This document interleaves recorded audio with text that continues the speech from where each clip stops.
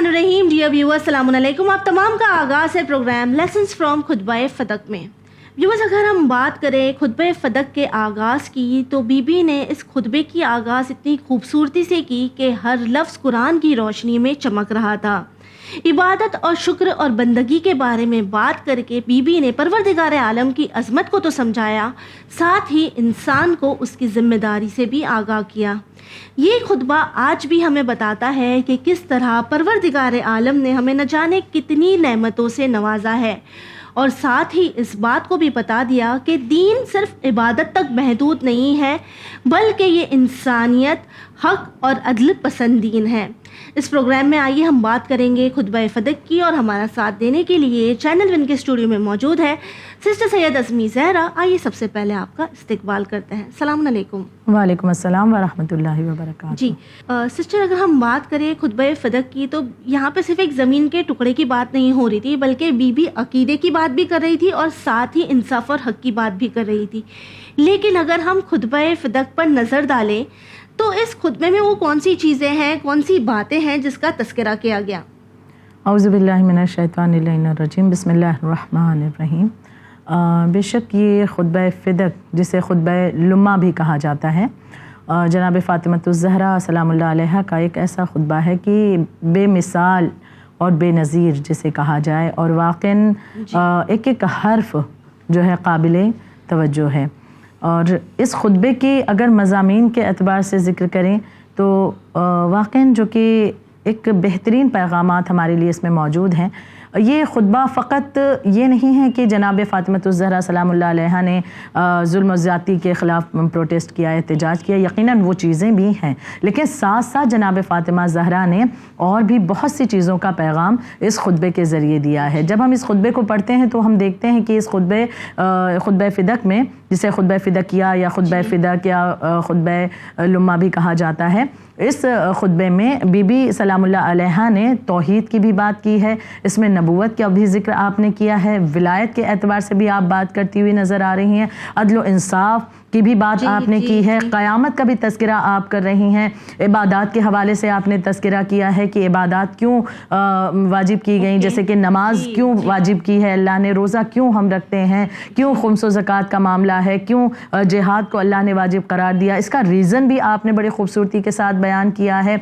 साथ साथ बेवफा उम्मत पर तनकीद भी आप कर रही हैं। यानी अगर मुख्तसरन हम कहें एक जुमले में तो ये खुतबा फदक ऐसा खुतबा है जिसमें तमाम उसूल दीन और तमाम फुरूए दीन को बयान किया गया है। यानी तमाम तौहीद, अदल, नबूवत, इमामत, क़यामत का तज़किरा है, और वहीं दूसरी जानिब इस खुतबा फदक में नमाज, रोज़े, हज, ज़कात, खुम्स, जिहाद वग़ैरह का, अम्र बिल मारूफ, नहीं अनिल मुनकर, तवल्ला, तबर्रा, इन तमाम चीज़ों का भी तज़किरा जनाब सैयदा ने किया है। यानी एक जामे, कंप्लीट, मुकम्मल, बेहतरीन, नायाब एक खुतबा जनाब फ़ातिमा ज़हरा के ज़रिए ज़माने तक पहुँचा है। जिस तरह आपने कहा कि ये खुतबा एक कंप्लीट पैकेज है जिसमें बीबी ने कितनी सारी चीज़ों का तस्करा किया है, तो अगर बात करें इसके आगाज़ की, जब कोई हम बेहतरीन चीज़ लेते हैं तो कोशिश करते हैं उससे जुड़ी हुई हर चीज़ बेहतरीन हो, तो इस बेहतरीन खुतबे का आगाज़ बीबी ने किस तरह किया?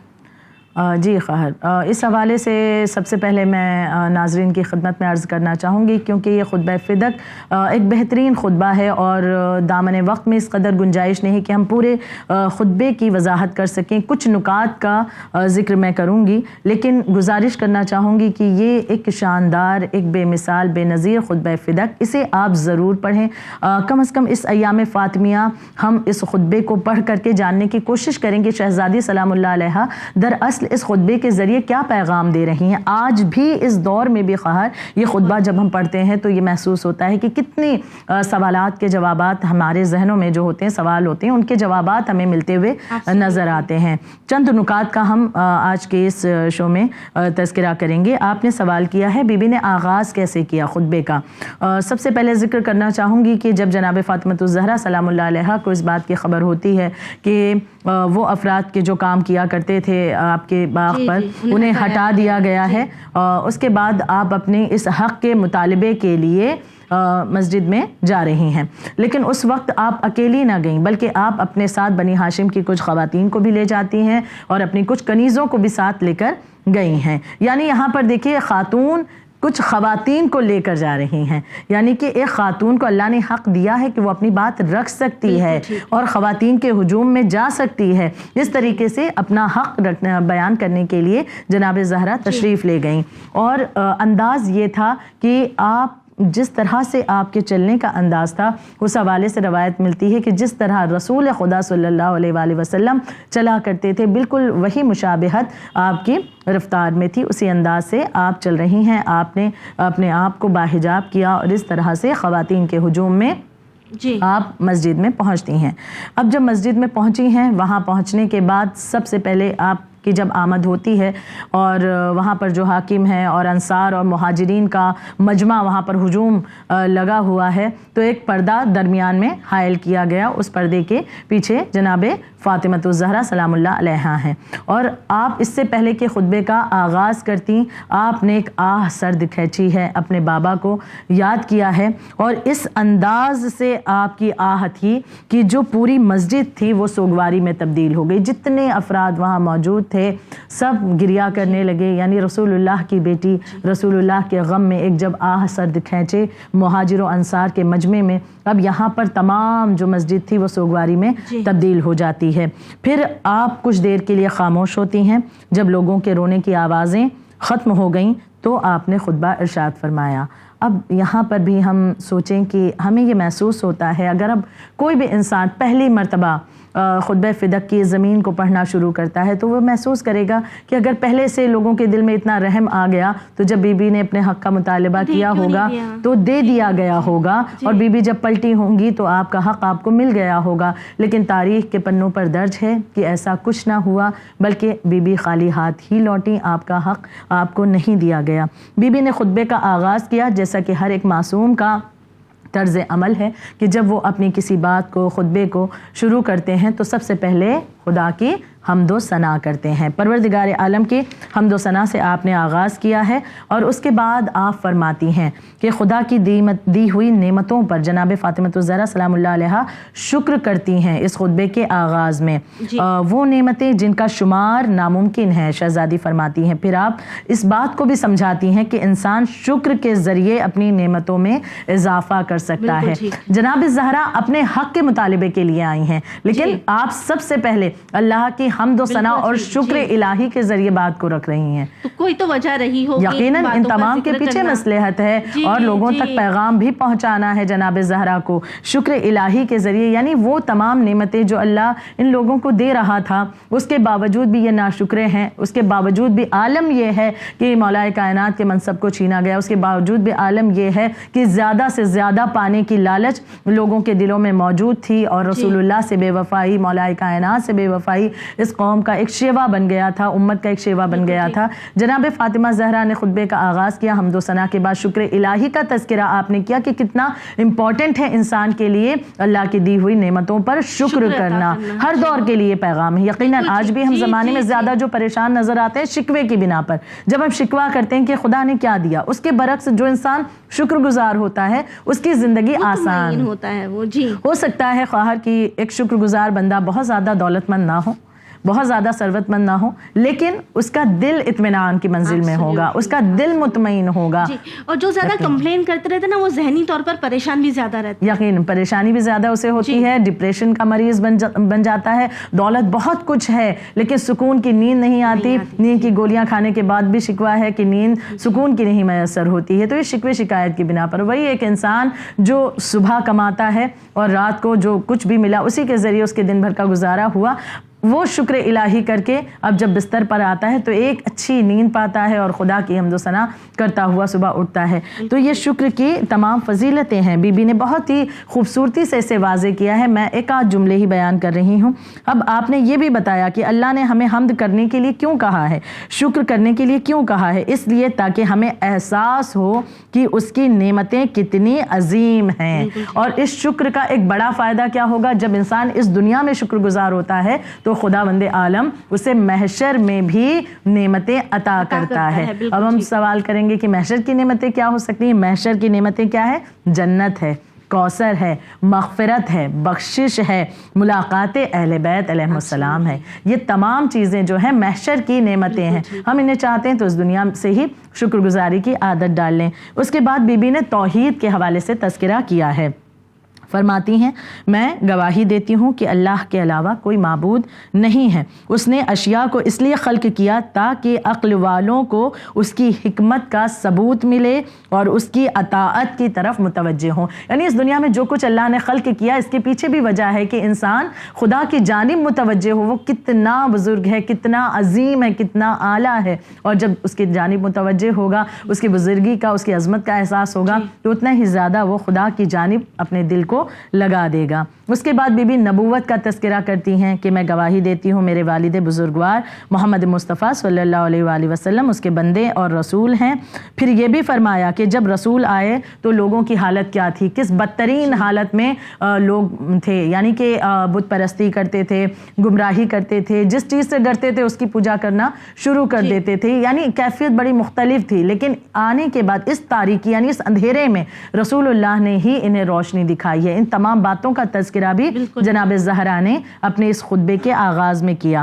پھر آپ نے قرآن کی عظمت کو بیان کیا کہ قرآن نور ساطع اور چمکتی ہوئی روشنی ہے. یعنی اتنی خوبصورتی کے ساتھ بی بی نے اصول دین کا تذکرہ اپنے خطبے کے آغاز میں کیا ہے. جی سسٹر، آپ نے جس طرح ایکسپلین کیا کہ کس طرح بی بی نے بات کی ان تمام چیزوں کے بارے میں، توحید کے بارے میں، اصول دین کے بارے میں، فروع دین کے بارے میں، نماز، حج، روزہ وغیرہ، تو ان تمام چیز کو مینشن کر کے وہ کیا حکمت تھی، وہ کیا پیغام تھا جو بی بی زمانے کو دے رہی ہیں؟ آج بھی ایک سوال جب نماز روزے کے اعتبار سے، عبادتوں کے اعتبار سے آتا ہے تو بعض دفعہ کچھ ذہنوں میں یہ سوال آتا ہے کہ نماز اللہ نے کیوں واجب قرار دی، روزہ کیوں رکھا جائے، کیوں ہمیں زکوٰۃ دینی چاہیے، جہاد کے پیچھے پرپس کیا ہے. ایک جو جنرل نظر آتا ہے کہ بھائی اللہ نے حکم دیا ہے اس لیے ہم اس کی عبادت کر رہے ہیں. یقیناً یہ تمام چیزیں ہیں، لیکن ہر ایک عبادت میں اللہ نے حکمت رکھی ہے. نماز کے پیچھے بھی ریزن تھا، اللہ کیوں چاہتا ہے کہ ہم نمازی بنیں، کیوں اس کا سجدہ کریں، اس کے پیچھے بھی وجہ ہے. روزہ رکھیں تو اس کے پیچھے وجہ کیا؟ بے شک ثواب اپنی جگہ ہے، ثواب کے لیے انسان کر رہا ہے، خدا کی خوشنودی کے لیے کر رہا ہے، اللہ کا حکم ہے اس لیے کر رہا ہے. یہ تمام چیزیں اپنی جگہ، لیکن اس سے اور بھی کیا فائدہ انسان کو ملے گا جو اس کی دنیا اور آخرت دونوں کو سنوار سکتا ہے، اسے بھی جناب زہرا نے اس خطبہ فدق میں واضح کیا ہے کہ جب آپ عبادت کے موضوع پر آتی ہیں تو آپ نے اس بات کو واضح کیا. فرماتی ہیں کہ اللہ نے ایمان کو شرک سے پاک ہونے کا وسیلہ قرار دیا ہے. پھر نماز کے اعتبار سے آپ فرماتی ہیں کہ نماز کیوں واجب کی گئی؟ نماز اس لیے واجب کی گئی تاکہ انسان تکبر سے بچے، غرور سے بچے. جب انسان خدا کے آگے جھکنا سیکھ جاتا ہے، خدا کے لیے اپنے آپ کو جھکا دیتا ہے، بالکل اپنے آپ کو سرنڈر کر دیتا ہے پروردگار عالم کی بارگاہ میں نماز کی شکل میں، تو اس کے اندر غرور مٹنے لگتا ہے، غرور ختم ہونے لگتا ہے. اب اگر کوئی ایسا نمازی نظر آئے کہ جو نمازی بھی ہے اور متکبر بھی ہے تو واقعاً یہ سوچنے کا مقام ہے کہ وہ نمازیں جا کہاں رہی ہیں، کیا اس کا اثر ہو رہا ہے؟ اثر ہو رہا ہے، کیونکہ نماز تو باطن کو پاک کرتی ہے، نماز تو بے حیائی، فحشائی برے باتوں سے روکتی ہے. تو جب نماز تکبر سے روکتی ہے اور پھر بھی تکبر ختم نہیں ہو رہا، یعنی نماز میں ہماری کہیں پر کوئی ایسی کمی ہے جسے ہمیں درست کرنے کی ضرورت ہے. کیونکہ بی بی نے اپنے خطبے میں بھی واضح کر دیا کہ نماز اللہ نے واجب اس لیے کی ہے تاکہ انسان تکبر سے بچے. پھر آپ فرماتی ہیں زکوٰۃ کو کیوں واجب قرار دیا اللہ نے؟ تاکہ نفس کی پاکیزگی ہو اور رزق کی زیادتی کا ذریعہ بن جائے. انسان اپنے رزق میں اضافہ کرنا چاہتا ہے تو زکوٰۃ کے فرائض کو انجام دے. روزے کو کیوں واجب کیا اللہ نے؟ اس کا بھی ریزن بھی بیان فرماتی ہیں کہ روزوں کو واجب کیا تاکہ اخلاص میں مضبوطی پیدا ہو جائے، انسان کے دل میں خلوص آئے، پیورٹی آئے، یعنی دکھاوا نہ ہو، وہ دوسروں کے درد کو محسوس کرے. یہ تمام چیزیں اس کے وجود میں ڈیولپ ہوں. حج کو اس لیے واجب کیا تاکہ دین کی مضبوطی ہو. پھر آپ فرماتی ہیں عدل و انصاف کو کیوں قائم اللہ نے کیا ہے؟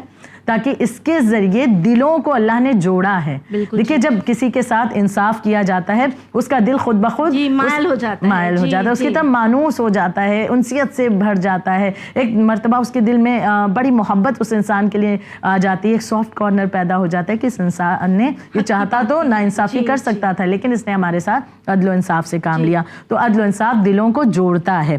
پھر ہماری اطاعت کو بی بی فرماتی ہیں کہ ہماری اطاعت کو ملت اسلامی کا نظام بنایا.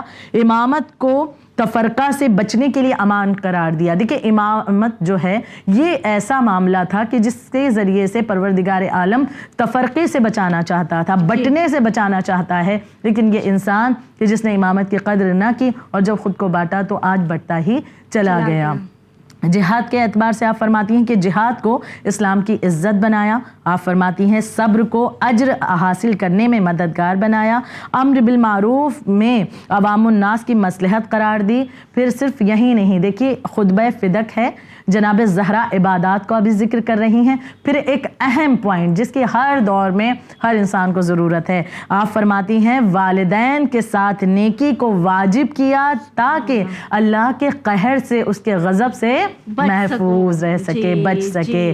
ہم چاہتے ہیں کہ خداوند عالم ہمارے گناہوں پر ہمیں معاف کر دے, وہ اپنا عذاب نازل نہ کرے. تو انسان کے لیے بہترین راستہ ہے وہ والدین کے ساتھ زیادہ سے زیادہ نیک ہو جائے, ان کا اطاعت گزار ہو جائے. صلہ رحمی کو اس لیے قرار دیا تاکہ عمر میں اضافہ ہو. اسی طرح سے بہت سی چیزیں ہیں. یہی وجہ ہے کہ میں التجا کر رہی ہوں ناظرین سے کہ وہ خطبہ فدق کو ضرور مکمل پڑھیں, آغاز سے لے کر کے آخر تک کے پورا پڑھیں, تاکہ تمام پیغامات جناب زہرا کے اس خطبہ فدق کے ہم تک کے پہنچ سکیں. یقیناً سسٹر ہم یہ کہہ سکتے ہیں کہ اس خطبے کے آغاز میں بی بی نے لوگوں کے سوئے ہوئے جو کانشیس تھا اسے جگانے کی کوشش کی کہ بھائی آپ نماز پڑھ رہے ہیں, روزہ رکھ رہے ہیں, حج پہ جا رہے ہیں, لیکن کیا اس کا اثر آپ پر ہو رہا ہے. اس کے جو نتیجے بی بی نے بیان کر دیے. اب ہم سوچیں گے یقیناً کہ یہ نتیجے اگر ہیں اس کے, تو یہ نتیجہ کیا ہم نے حاصل کر لیا. ایبسلیوٹلی, ہم اپنے آپ پر بھی غور کرنے کے لیے مجبور ہو جائیں گے کہ ہم دیکھیں کہ اس کا اثر ہم پر ہو رہا ہے یا نہیں. اب جہاں بی بی نے شروعات میں عبادت کا تذکرہ تو کر دیا, اب جب بات آئی اپنے حق کو مانگنے کی, تو بی بی نے وہ کس طرح مانگا ہے. چونکہ آج بھی اگر معاشرے پر نظر ڈالیں اور کوئی کسی کا حق لے لے یا کسی کو کچھ دینا ہو اور وہ نہ دے, تو ہمارا جو طریقہ ہوتا ہے وہ بہت زیادہ روڈ ہو جاتا ہے. تو بی بی نے اپنا حق کس طرح مانگا ہے. جناب فاطمۃ الزہرا سلام اللہ علیہا جہاں خطبے میں ان تمام باتوں کا تذکرہ کر رہی ہیں, وہیں ان تمام باتوں کے بعد یعنی عبادات کے بعد آپ نے حضرت علی علیہ السلام کی حوالے سے بھی بات کی ہے, اسلام کے دفاع کے لیے حضرت علی کے کردار کی بھی بات کی ہے کہ مطلب کس طرح مولا کائنات ہر مارکے میں رسول اللہ کے مددگار ثابت ہوتے رہے اور کبھی بھی میدان سے نہ بھاگے, بلکہ ہر جنگ کے فاتح رہے ہیں اور ہر طرح کے فتنے کو جو ہے ٹھنڈا کیا ہے مولا کائنات نے. ان تمام باتوں کا بھی آپ نے تذکرہ کیا. پھر لوگوں کی بے وفائی پر آپ نے تنقید بھی کی ہے. بے وفا امت نے شیطان کے فتنوں کا جو ساتھ دیا, ان تمام کے حوالے سے بھی آپ نے جو ہے مذمت کی ہے, بات کی ہے, تنقید کی ہے. اور اس کے بعد میں پھر آپ نے مطالبہ فدق کیا ہے. فدق کے حوالے سے جب آپ نے ذکر کیا ہے تو اس وقت جو کہ خطبہ فدق میں نظر آتا ہے کہ جو اس وقت حاکم تھا اس نے انکار کیا اور ایک ایسی من گڑنت جو ہے حدیث کو پیش کیا کہ رسول نے اس بات کو اپنی زندگی میں فرمایا تھا کہ رسول جو ہے وراثت نہیں چھوڑتے, میراث نہیں چھوڑتے, جبکہ ایسی کوئی روایت جو ہے نہیں موجود تھی. آپ سے پہلے بھی وراثت چھوڑی گئی ہے یقیناً. بس یہاں پر بی بی نے فوراً جن باتوں کا تذکرہ کیا اس میں قرآنی آیتوں کا حوالہ دیا ہے, قرآن کے ان واقعات کی طرف لوگوں کو متوجہ کیا. اور آپ نے فرمایا ہے, بی بی نے نبیوں کا ذکر کیا کہ قرآن میں اللہ نے فرمایا کہ سلیمان داؤد کے وارث ہیں, انہیں قرار دیا گیا ہے. جناب زکریا کی دعا کے بارے میں آپ نے ذکر کیا کہ جناب زکریا علیہ السلام نے دعا کی تھی کہ خدایا مجھے اپنے پاس سے وارث عطا فرما جو میری میراث پائے اور آل یعقوب کا ورثہ پائے. تو لہٰذا ان تمام باتوں کا بھی آپ نے تذکرہ کیا ہے, یعنی دلیل آپ دیتی جا رہی ہیں, حالانکہ آپ جانتی تھیں کہ نتیجہ کیا ہونے والا ہے, لیکن اس کے باوجود بھی آپ نے اپنے حق کی بات کو رکھا ہے. اور جہاں پر غلط دلائل لوگوں کی طرف سے, سامنے والے کی طرف سے دی گئی, تو آپ نے ان کا جواب قرآن کے ذریعے سے دیا ہے اور بہترین جواب دیا ہے, اور جس کے ذریعے سے بہت سی چیزوں سے نقاب اٹھتا ہے کہ واقعاً جو انسان حق کو غصب کر رہا ہے وہ قرآن کا کتنا علم رکھتا ہے. اور جناب فاطمۃ الزہرا سلام اللہ علیہا جنہیں پروردگار عالم نے علم غیب عنایت فرمایا ہے, ان کا قرآن نازل ہوا ہے, یقیناً ان کا علمی مقام کتنا بلند تھا کہ آپ کس حوالے سے دلائل کے ذریعے سے بات کر رہی ہیں. اور آخر میں پھر آپ نے ان لوگوں کو قیامت کے انجام سے بھی ڈرایا ہے کہ یہاں پر اگر میرا حق نہیں دیا گیا, لیکن قیامت کے میدان میں تو فیصلہ کرنے والا پروردگار عالم ہوگا, اللہ وحدہ لا شریک ہوگا, اور وہاں پر میری وکالت خود رسول عربی عربی محمد مصطفیٰ صلی اللہ علیہ وآلہ وسلم کریں گے تب وہاں پر معلوم ہوگا کہ دراصل انجام کتنا بدترین تمہارا ہونے والا ہے۔ اس طرح سے بی بی نے اپنے خطبے کو ختم کیا ہے اور خطبہ فدق کے ذریعے سے بہت سے پیغامات اور پوری امت کے لیے ایک سوچنے کے لیے ایک موقع دیا ہے کہ جو آج بھی غافل ہیں، جو فدق کے حوالے سے نہیں جانتے، خطبہ فدق کے حوالے سے نہیں جانتے، جناب زہرا نے ان تک کے پیغام پہنچایا کہ ایک مرتبہ وہ اس خطبہ فدق کو پڑھیں اور سوچنے کے لیے آمادہ ہوں کہ وہ کیا واقعات تھے، کیا حالات تھے، رسول اللہ کی اکلوتی بیٹی کا حق جو غصب کر دیا گیا اور نہ دیا گیا مانگنے پر بھی، اس کے بارے میں کیا چیزیں موجود تھیں۔ تو یہ تمام چیزیں کہ حق و باطل کے درمیان ایک فرق آپ نے اس خطبے کے ذریعے کیا۔ ضرور اس خطبے کو ہمیں پڑھنا چاہیے کہ جب معصوم اپنے بچوں کو یاد کراتے تھے، ہمارا طرز عمل یہ ہونا چاہیے کہ کم از کم اس خطبے کو ہم ایام فاطمیہ میں ضرور پڑھیں اور اپنے بچوں کو بھی تاکید کریں اور اس خطبے کی وضاحت کرنے کی کوشش کریں۔ جی سسٹر، بہت بہت شکریہ۔ ویورز، آخر میں بس آپ سے یہی کہنا چاہیں گے کہ آج کے زمانے میں بھی جب کوئی رسول خدا صلی اللہ علیہ وآلہ وسلم کا کارٹون بناتا ہے یا آپ کے خلاف کچھ کمنٹ کرتا ہے تو ہم ایک ساتھ ہو کر اس کے خلاف آواز اٹھاتے ہیں، ہم احتجاج کرتے ہیں، ہم پروٹیسٹ کرتے ہیں۔ کیا یہ چیز ضروری نہیں ہے کہ رسول خدا صلی اللہ علیہ وآلہ وسلم کی بیٹی نے، آپ کی دختر نے جس چیز کے خلاف احتجاج کیا اس کی معلومات ہم تمام کو ہونی چاہیے؟ ہم چاہے کسی بھی فرقے سے تعلق رکھتے ہو، ایک بات ہم تمام مانتے ہیں کہ بی بی فاطمہ زہرا سلام اللہ علیہا رسول خدا صلی اللہ علیہ وآلہ وسلم کی بیٹی تھی۔ کیا ہوا آپ کو؟ آپ کس طرح اس دنیا سے گئی؟ کیوں ناراض گئی؟ آپ نے خطبہ فدق کیوں دیا؟ اس خطبے میں آپ نے کن چیزوں کی بات کی؟ یہ تمام جاننا ہم تمام کے لیے ضروری ہے۔ اسی امید کے ساتھ ہمیں دیجیے اجازت، پر بنے رہیے چینل ون کے ساتھ۔ پیغام انسانیت۔ شکریہ۔